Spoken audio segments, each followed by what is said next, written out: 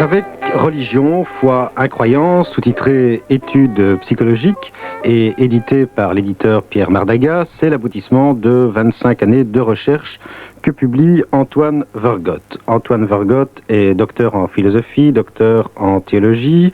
Il s'est formé à la psychologie et à la psychanalyse à Paris. Il est professeur ordinaire à la KUL et professeur extraordinaire à l'UCL.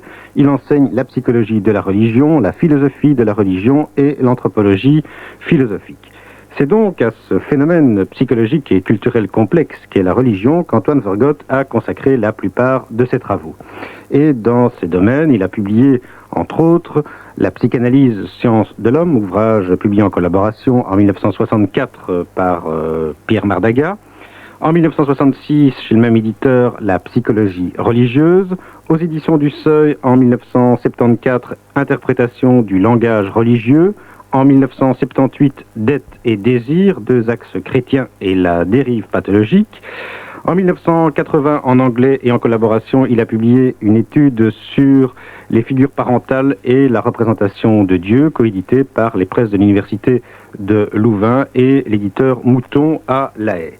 Aux éditions des facultés universitaires Saint-Louis, Antoine Vergote a publié Jésus-Christ, Fils de Dieu, la prière du chrétien et en collaboration Mort pour nos péchés, une recherche pluridisciplinaire sur la signification rédemptrice de la mort du Christ.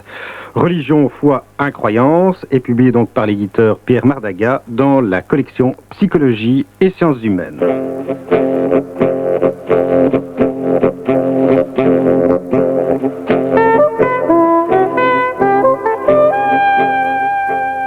Antoine Vergote, je voudrais d'abord vous demander pourquoi vous avez choisi de ne pas intituler votre travail sous le titre d'études de psychologie de la religion. Parce que je crois que c'est quand même ce titre qui est l'intitulé de votre enseignement. En effet, j'ai délibérément choisi de ne pas intituler mon ouvrage de cette manière-là parce que ce titre est chargé de lourd héritage. Notamment la psychologie de la religion, comme on dit au départ, avait l'ambition d'expliquer psychologiquement la religion. Vous savez d'ailleurs que les sciences humaines, sociologie ou psychologie, ont toujours eu au départ, c'était leur mythologie, la prétention d'expliquer les phénomènes humains comme le langage, comme l'art. On est bien au-delà, et je crois qu'il ne faut même pas se référer à la critique qu'a fait Michel Foucault dans Les mots et les choses, où il a dénoncé justement cette fausse conception des sciences humaines.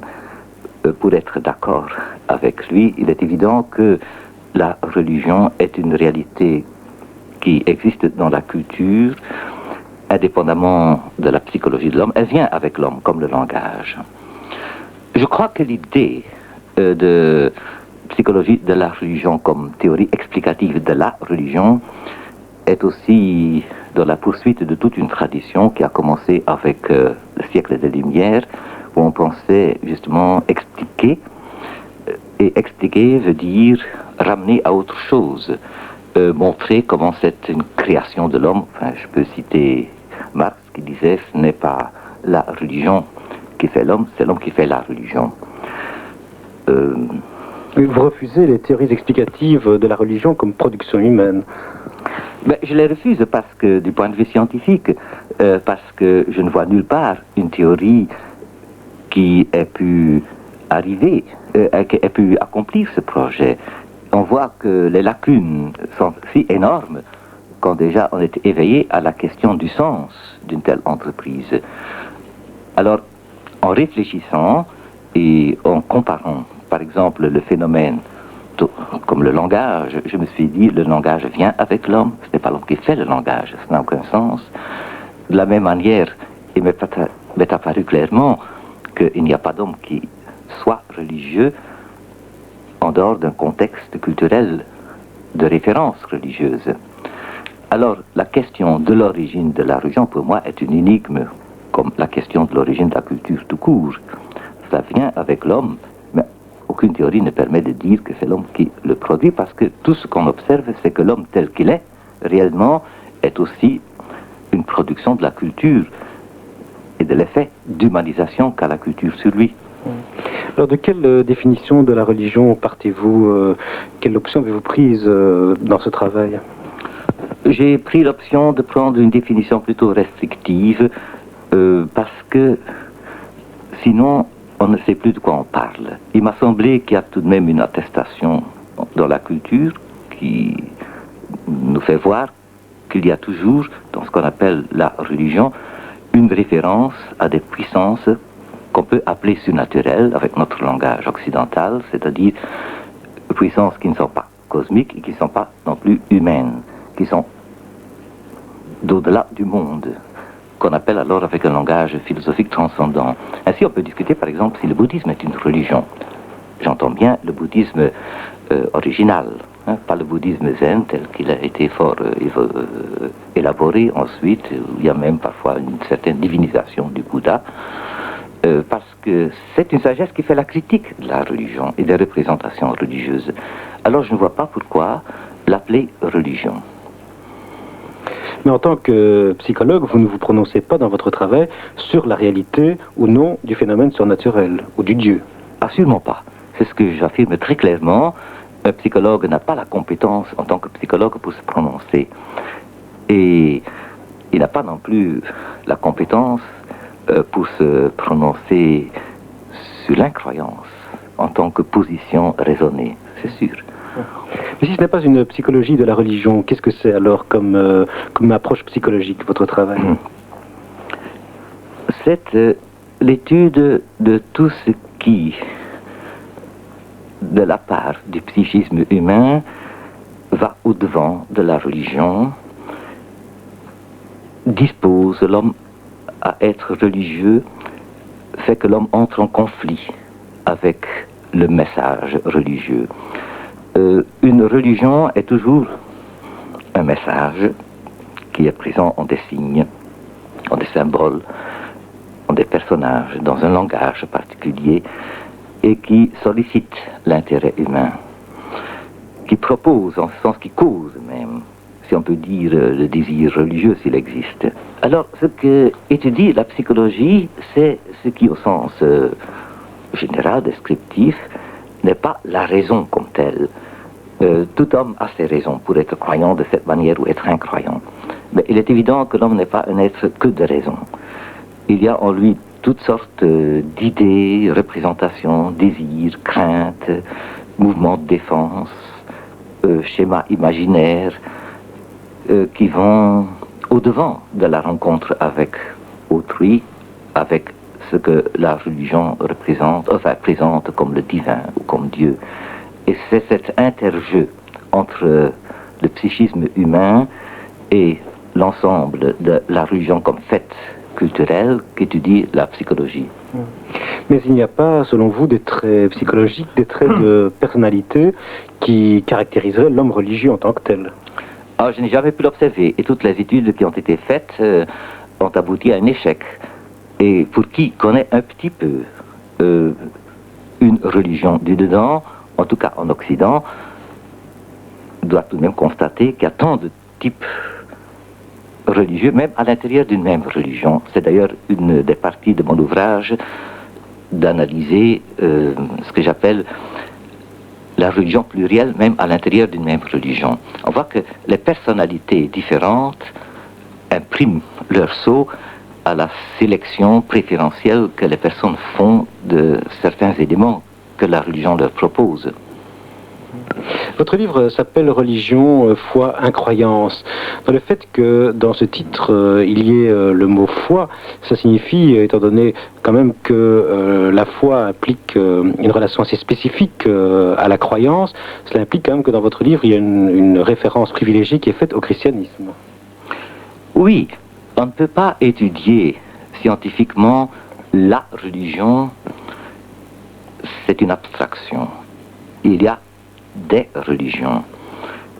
Un anthropologue va étudier quelques religions en Asie ou en Afrique. Il n'étudie pas non plus la religion. Moi, en tant que psychologue, j'ai préféré d'étudier celle que je peux connaître et celle où je peux tout de même étudier des populations avec des instruments psychologiques, c'est-à-dire ceux qui appartiennent au contexte chrétien. Et il est évident que dans le contexte chrétien, il y a cet élément tout à fait particulier qu'on appelle la foi. Il n'y a aucune religion, par exemple, qui a cet énoncé qui est capital dans le christianisme, je crois en Dieu. Il faudrait étudier quel est le sens, et pourquoi c'est un phénomène unique dans le royaume des religions. Bon, j'esquisse un petit peu ce contexte culturel et proprement religieux. Alors, il m'a paru que c'est précisément dans cette religion-là qu'on rencontre également le pendant de la foi qui est l'incroyance. La sollicitation de consentir à la révélation historique par un consentement de foi qui rend alors opératoire ce que Dieu propose comme action divine, cette sollicitation elle-même place l'homme devant un choix. Et surtout dans le contexte culturel où il y a tant de conceptions différentes dans une société pluraliste comme la nôtre, depuis, disons, 3 siècles, c'est évidemment un engagement dans lequel la personne s'implique tel qu'on ne la trouve pas, par exemple, dans des religions de communauté naturelle comme des religions africaines. Alors, il m'a semblé assez naturel de proposer comme étude, comme objet d'étude, non seulement la religion, tous ses aspects, mais aussi ce qui est, je dirais même, l'axe fondamental dans la religion chrétienne, la foi, et par ailleurs aussi l'attitude négative envers ce message religieux. Non seulement ce sont 2 options contraires devant un même message, mais ces 2 options ne sont pas non plus absolument opposées parce que tout croyant passe par des interrogations, par des doutes, par des crises, ce qu'on appelle des crises de foi. Et je suppose que un incroyant qui est honnête s'interroge aussi de temps à autre. Alors, les 2 s'impliquent mutuellement et on ne peut pas étudier l'un sans l'autre. L'incroyance n'est pas sans plus l'absence de questions, c'est aussi un engagement. Et un engagement qui n'a de sens, le mot le négatif, incroyance, le dit, que par rapport à un message qui sollicite l'homme en lui proposant la réalité ultime, le sens ultime de la vie. Mais l'incroyance comme indifférence à la question posée par la religion chrétienne n'entre pas dans le champ de votre étude alors? La question de l'indifférence est une question très compliquée.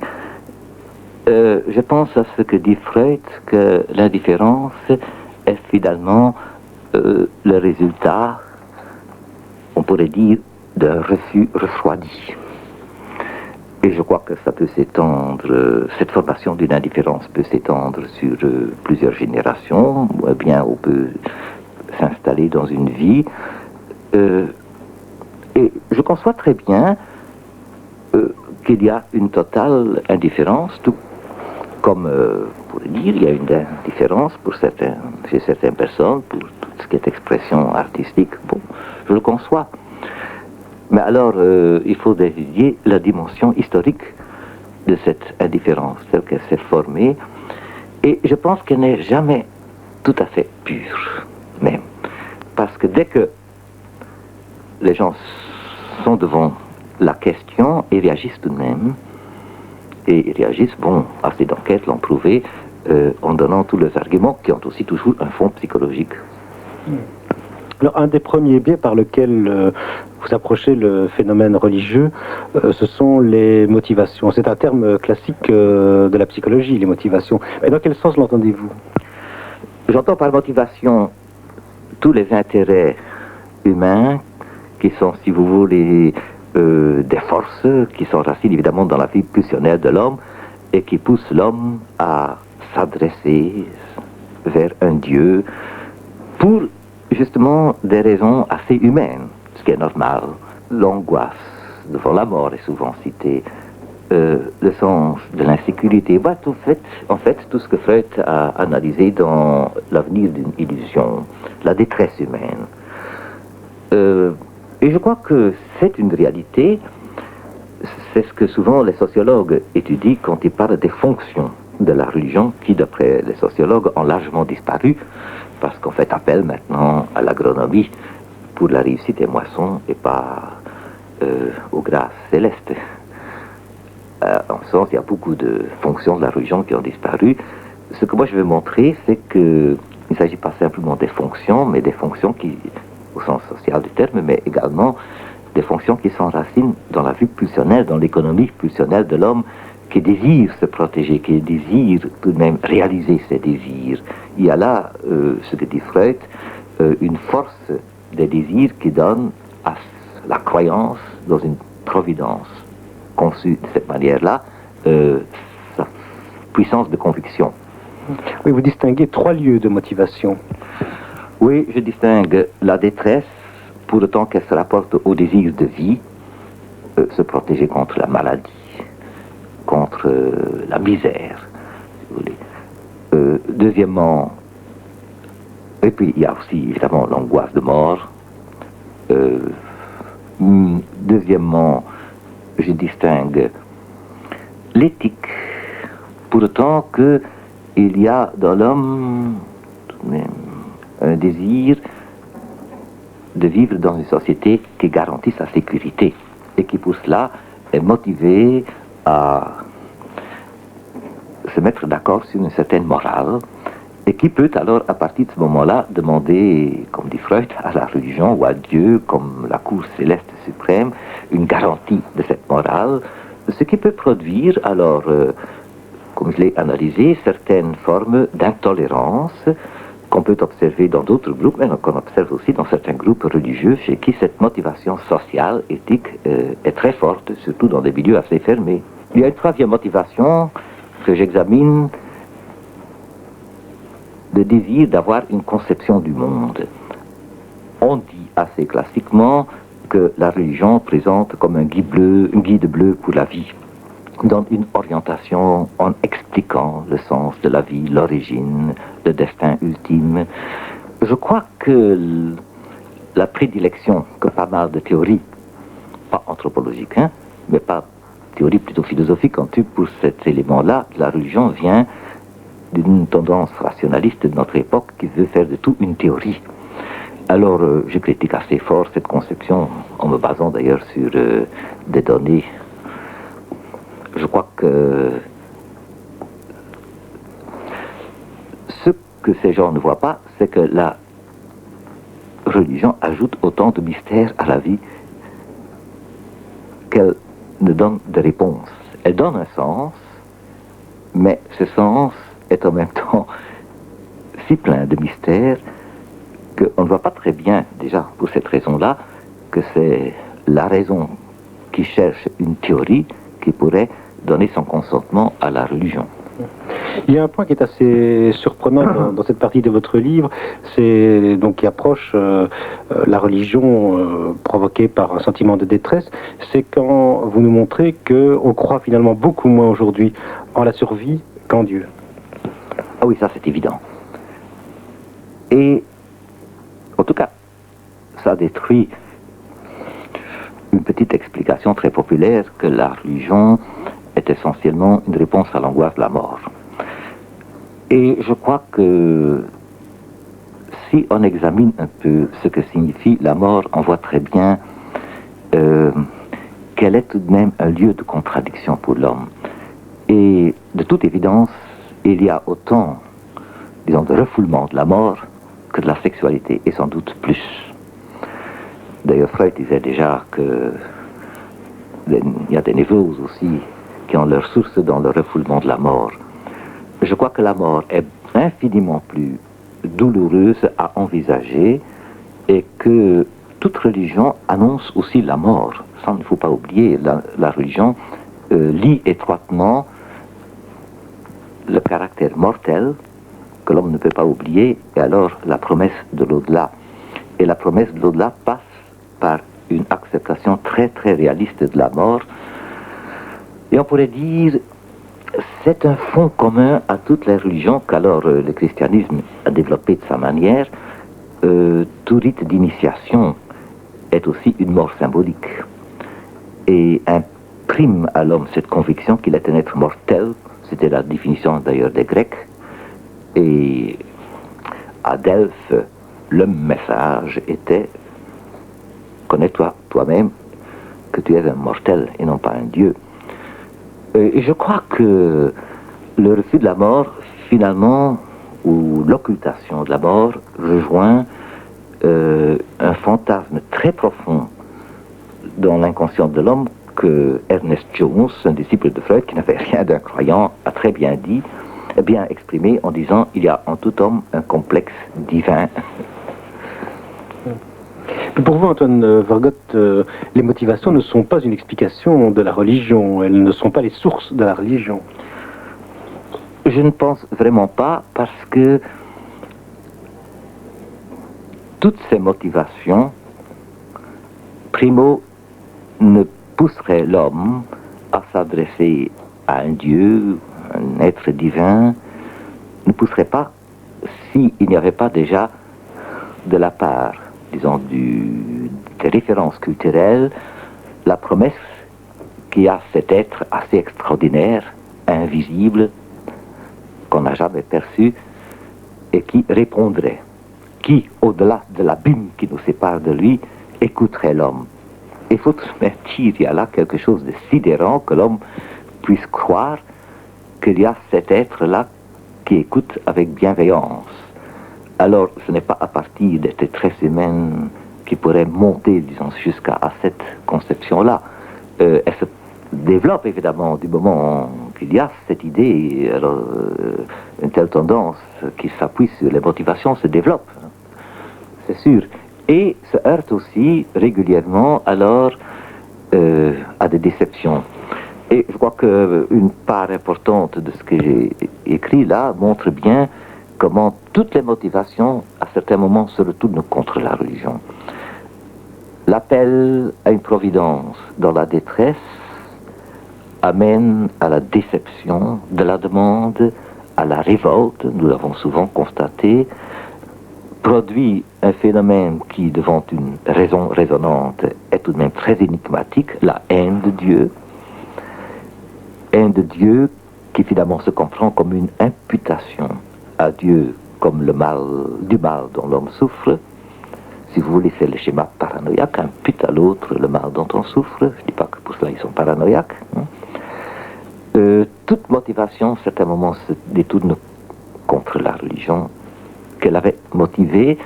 Et je crois que c'est un des moments où la foi, si vous voulez, ou la croyance religieuse est mise à l'épreuve et est provoquée à se mettre dans sa vérité. Et par exemple, à accepter que Dieu n'a pas fait le monde le meilleur possible, c'est-à-dire le monde tel que l'homme le rêve, et que Dieu n'est pas cet être tel que l'homme le rêve par sa nostalgie d'un paradis terrestre. Alors si on suit le cheminement de votre livre, on arrive à un deuxième biais pour parler du phénomène religieux, c'est ce qu'on appelle l'expérience religieuse, dont on parle de plus en plus et qui a pris une place plus centrale dans le phénomène religieux, disons ces dernières décennies. Mais l'expérience, ce n'est pas un concept psychologique classique. Non. Maintenant, dans ce qu'on appelle la psychologie cognitive, et dans certains courants, évidemment, de psychologie clinique, on fait place à l'expérience, mais ça ne fait pas, c'est pas un concept, si vous voulez, de la psychologie académique. Ça se comprend. L'expérience comme telle n'est pas un objet d'observation. Il faut écouter. C'est évidemment l'expérience clinique qui a fait écouter les gens qui parlent de l'expérience, d'angoisse ou d'amour ou de désir. Hein. Alors, moi j'ai pris le parti pris de prendre au sérieux. Je trouve que ça fait partie essentiellement de la vie humaine, ces expériences qu'on dit affectives. Eh bien, et je trouve significatif, oui, je me méfie de la rhétorique sur l'expérience religieuse. Je trouve qu'il faut aussi analyser psychologiquement ce que signifie maintenant, disons, cette marée de discours vagues, plus ou moins romantiques, sur l'expérience religieuse. Il est très significatif que dans les églises catholiques, elle a envahi le milieu de manière très rhétorique, justement au moment où l'Église était, dans sa dogmatique par exemple, dans ses institutions, en crise. Et je crois que tout le discours sur l'expérience religieuse et les recherches au départ ont commencé lorsque des intellectuels étaient en rupture de banc avec la religion qui était celle d'Occident, avec le christianisme. Alors, des gens comme James, par exemple, cherchaient l'essence de la religion dans le cœur de l'homme, dans une expérience très intense. Alors, il commet encore l'impair de dire que la foi dépend de l'intensité de l'expérience affective, alors que les mystiques disent justement le contraire. Mais ils disent ça en citant les mystiques, par exemple, ce qui montre la confusion de tout cela.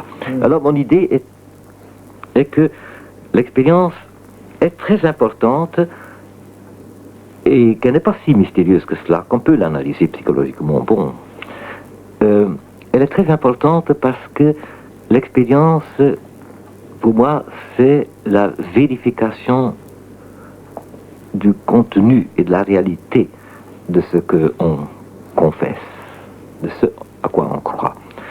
L'expérience, je dirais, c'est... j'appellerais ça la naturalisation du transcendant à l'intérieur de la vie humaine, dans les sentiments, dans la perception des choses.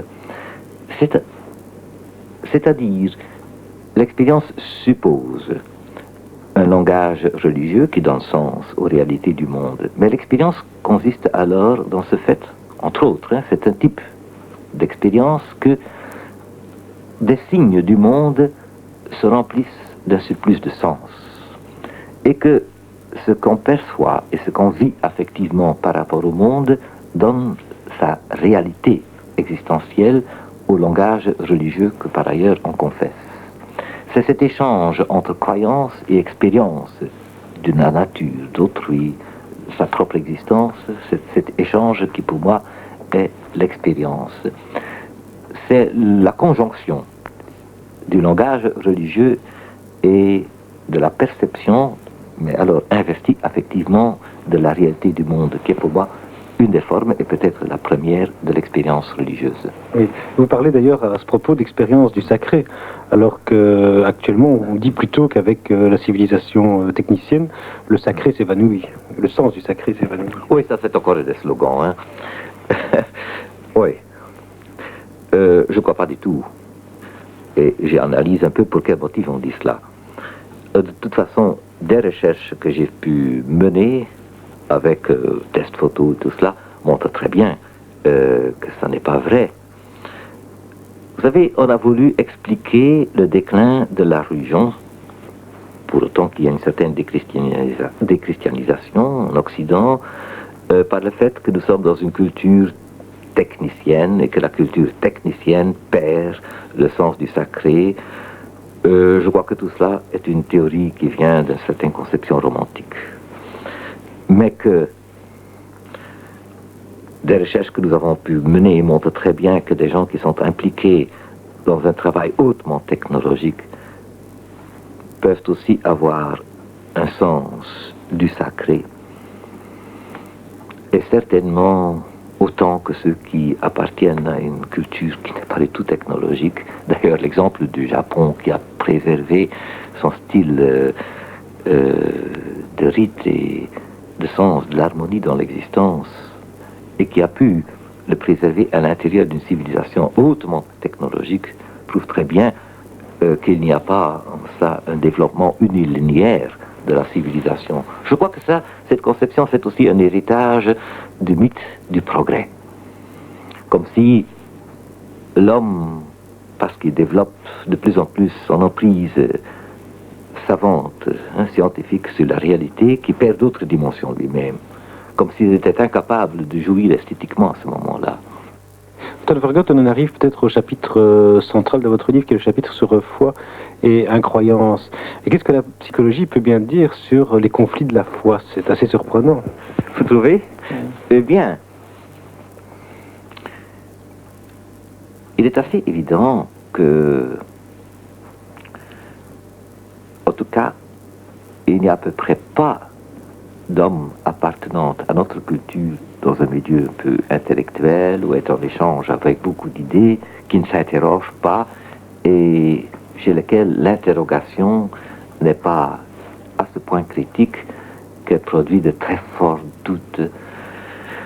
Et ce qui me paraît très significatif, c'est ce que j'appelais l'asymétrie entre l'incroyance et la foi. C'est-à-dire que, à certains moments, chez le croyant qui s'ouvre à ces questions, la foi peut paraître une diminution de l'homme. À bien y penser, ça n'est pas si étonnant lorsqu'on voit que tout un courant de philosophie critique de la religion a toujours, depuis des siècles, justement eu pour thème de montrer comment la religion aliène l'homme, le diminue dans son autonomie.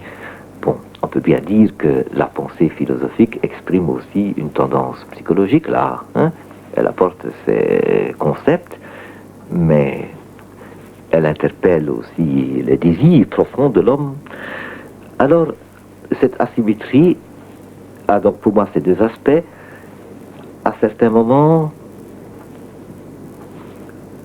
on se pose la question du leurre possible ou illusion de la foi religieuse, et en même temps on éprouve, en tout cas au moins comme une menace de perte d'humanité. Et là, c'est pas par hasard non plus que d'autres qui refusent parce qu'ils trouvent qu'il n'y a plus de dignité à rejeter la religion se posent en tant qu'humanistes, avec un humanisme qui pense être opposé à la foi religieuse.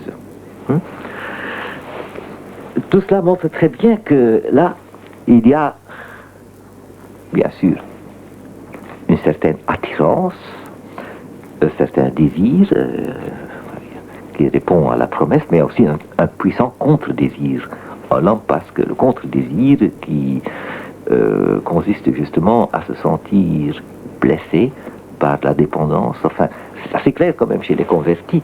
Je crois que ceux qui n'en ont pas l'expérience de cette réalité ne savent pas à quel point une conversion est,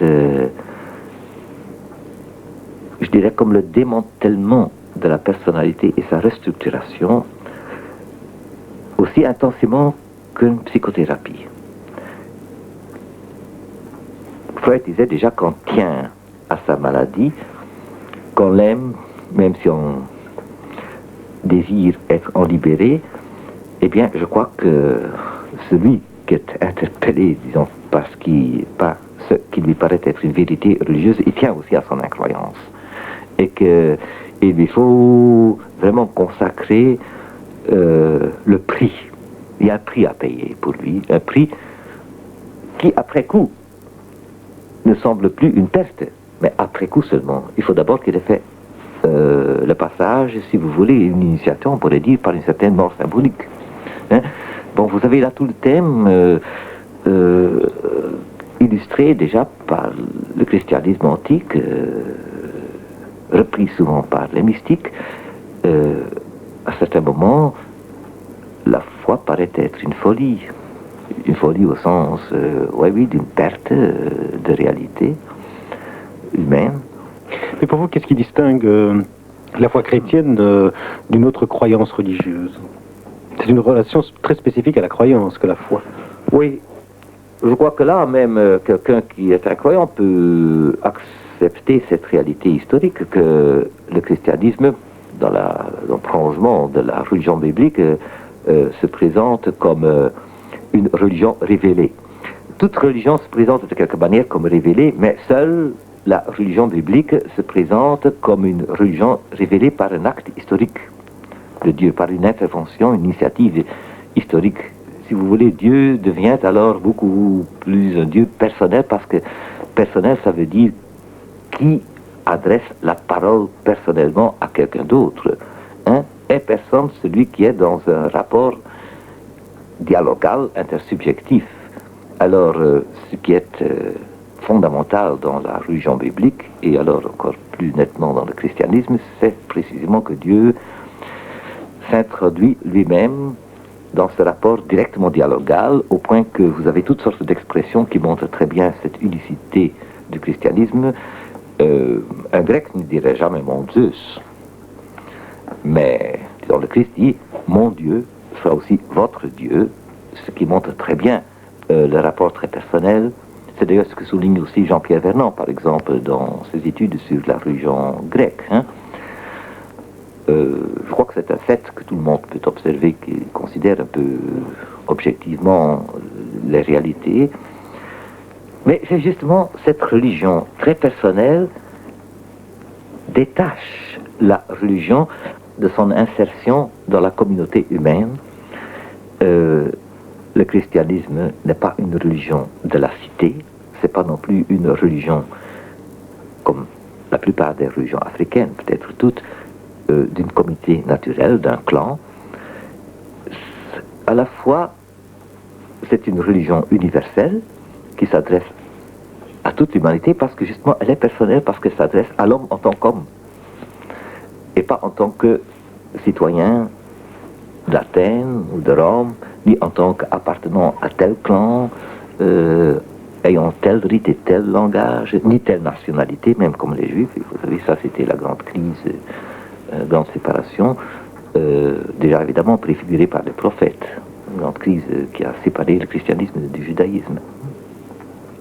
Mais au cours de l'histoire, des formes particulières de la foi sont privilégiées, certaines déclinent, d'autres prédominent. Oui, je crois que il est assez naturel que, justement parce que, tout de même, appartenant à l'homme, être culturel avec son propre imaginaire, ses propres représentations, que le christianisme suit aussi le développement des cultures.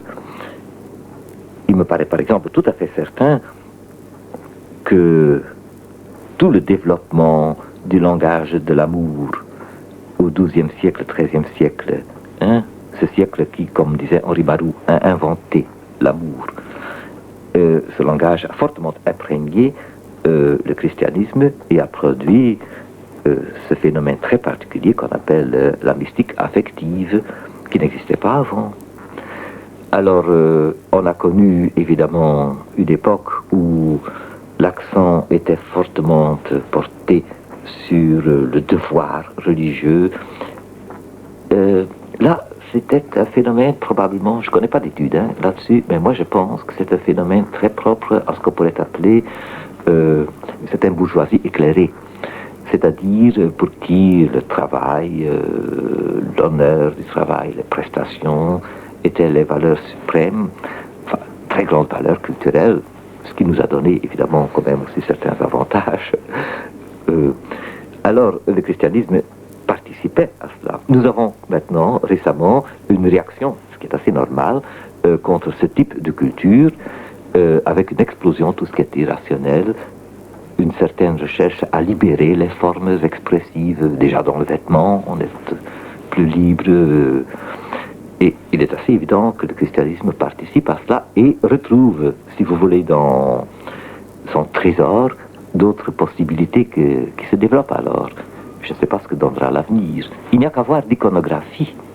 Ce serait une étude passionnante à voir comment des types d'hommes se manifestent dans les différentes manières de présenter l'iconographie, de faire l'iconographie religieuse. Antoine Vergote, dans la dernière partie de votre livre, vous ne vous contentez pas de faire une psychologie de la foi, vous nous parlez aussi de la manière dont la foi s'actualise dans ses pratiques, dans ses conduites. Oui, cela m'a toujours étonné que l'anthropologie culturelle, qui étudie les religions, décrit, analyse les rites, les formules de prière, et que la psychologie, quand elle s'occupe de ces phénomènes, semble laisser cela à ce qu'on appelle la psychologie pastorale, c'est-à-dire pédagogique. Alors il m'a semblé que c'est là, dans ces actes religieux, qui sont ce que j'appelle la prière, le culte et puis l'éthique, que se manifeste justement l'homme religieux, même, je dirais, plus complètement que dans une enquête ou des recherches qu'on peut faire avec des instruments. Et comme vous le dites très bien, ce sont des actes par lesquels l'homme actualise sa religion. Ce sont des actes qui exprime ce qu'il croit et en même temps rendre pour lui-même effectif sa religion. On ne peut pas les considérer simplement comme des conséquences, justement parce que la religion est une vie, c'est dans ce sens-là qu'elle est aussi une réalité psychologique, elle est une disposition, mais une disposition qui meurt si elle ne s'actualise pas. Si vous voulez, c'est comme l'amitié ou l'amour humain. Il faut que l'expression ait toujours aussi une actualisation, une manière de faire revivre une disposition qu'on a. Alors, je crois qu'il est important pour la psychologie, alors, d'étudier comment ça se présente, et je dirais aussi ce que cela signifie, quels sont alors les obstacles, parce qu'en toute chose, j'analyse autant les éléments conflictuels que les désirs.